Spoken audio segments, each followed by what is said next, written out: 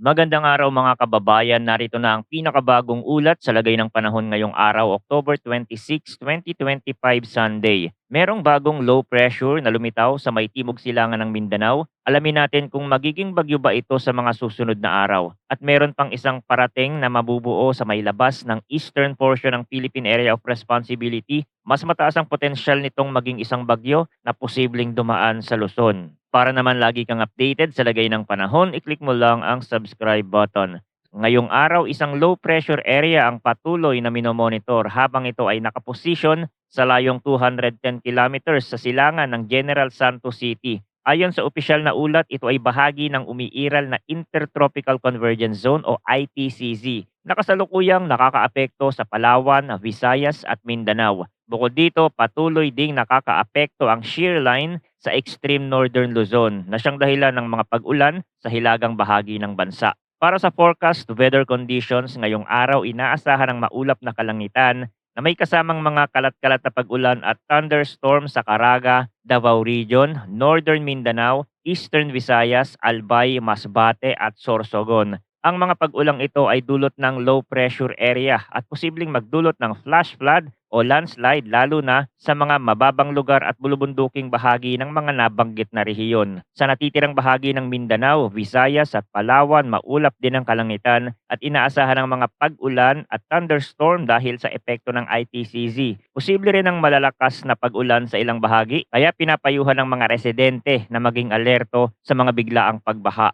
Sa Batanes at Babuyan Island naman maulap na kalangitan na may kasamang kalat-kalat na pag-ulan at thunderstorm ang inaasahan dahil sa shear line. Sa Aurora at Quezon, inaasahan din ang maulap na kalangitan at mga pag-ulan dulot ng easterlies. Para sa Metro Manila at iba pang bahagi ng Luzon, magiging bahagyang maulap hanggang maulap ang kalangitan na may posibilidad ng mga pulupulong pag-ulan at thunderstorm. Pinapayuhan ng publiko na maging handa dahil kahit hindi ganon kalakas, ang mga ganitong pag-ulan ay maaaring magdulot pa rin ng biglaang pagbaha lalo na kapag tumama sa urban areas. Sa wind and coastal water conditions, inaasahang moderate to strong ang hangin sa hilaga at kanlurang bahagi ng northern Luzon na may direksyong northeast at taas ng alon na posibleng umabot sa 1.8 hanggang 3.4 meters. Sa natitirang bahagi ng Luzon, inaasahan ng light to moderate winds na may direksyong east to northeast at taas ng alon na nasa 0.6 hanggang 2.5 meters. Sa natitirang bahagi ng bansa, inaasahan ding light to moderate winds na may direksyong northeast to northwest at taas ng alon na 0.6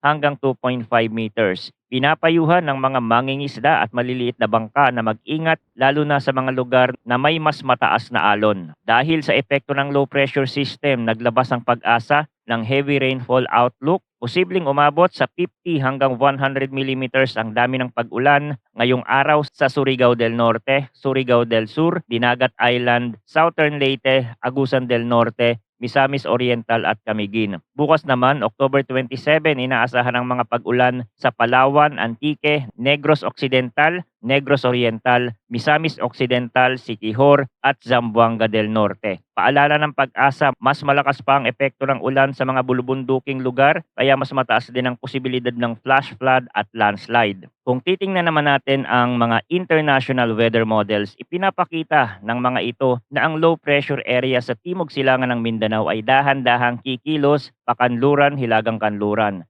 Babaybayin ito ang southern part ng Mindanao at inaasahang magdudulot ng mga pag-ulan sa malaking bahagi ng rehiyon. Hindi ito inaasahang magiging malakas agad ngunit sapat ito para magdala ng mga pag-ulan na posibleng magdulot ng pagbaha sa mga mababang lugar. Pagkatapos baybayin ng Mindanao, inaasahan itong dadaan sa Palawan at lalabas sa West Philippine Sea. Kapag nakabalik na ito sa karagatan, may posibilidad na lumakas ito at maging isang ganap na bagyo. Sa ngayon, hindi pa inaasahan na magiging bagyo agad ang LPA habang ito ay nasa loob ng bansa dahil nakakabit ito sa Intertropical Convergence Zone. Gayunpaman, inaasahang magpapatuloy ang mga pag-ulan sa Palawan at Visayas habang lumalapit ang sistema. Sa mga susunod na araw bago pa man sumapit ang undas, may posibilidad na may isa pang sistema ang mabubuo sa silangang bahagi ng bansa sa labas ng Philippine Area of Responsibility. Batay sa model forecast, maaari itong kumilos pakanluran at pumasok sa PAR bilang isang tropical cyclone na posibleng magkaroon ng local name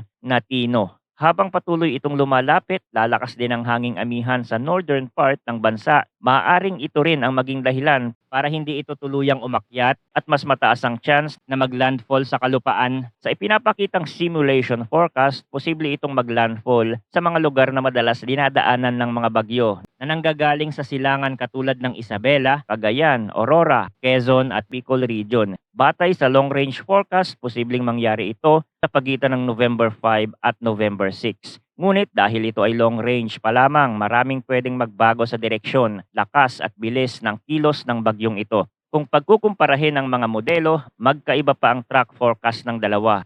Nagkakatugma lang naman talaga yan kapag malapit na. Sa European model, mas mataas ng bahagya ang forecast track nito sa bagyo, habang ang GFS model naman ay malinaw na ipinapakita ang posibleng landfall points sa northern or central Luzon. Karaniwan, mas accurate ang GFS kapag long range at mas accurate naman ang European model sa medium range forecast. Isa lang ang senyales na ipinapakita ng dalawang model na ito ay ang indikasyon na posibleng magkaroon ng bagyo sa unang linggo ng November. Dahil alam na natin nang mas maaga ang ganitong posibilidad, mas magiging handa ang mga lokal na pamahalaan at mga residente sa mga posibleng epekto nito. Hindi man ito ganap na sigurado, mabuting maging alerto at patuloy na tumutok sa mga opisyal na ulat ng pag-asa upang hindi mabigla sa biglang pagbabago ng lagay ng panahon. Sa mga ganitong panahon, mahalaga ang maagap na paghahanda tulad ng pag-inspeksyon ng bubong ng bahay, pagtiyak na walang bara ang mga kanal at paghahanda ng emergency kits.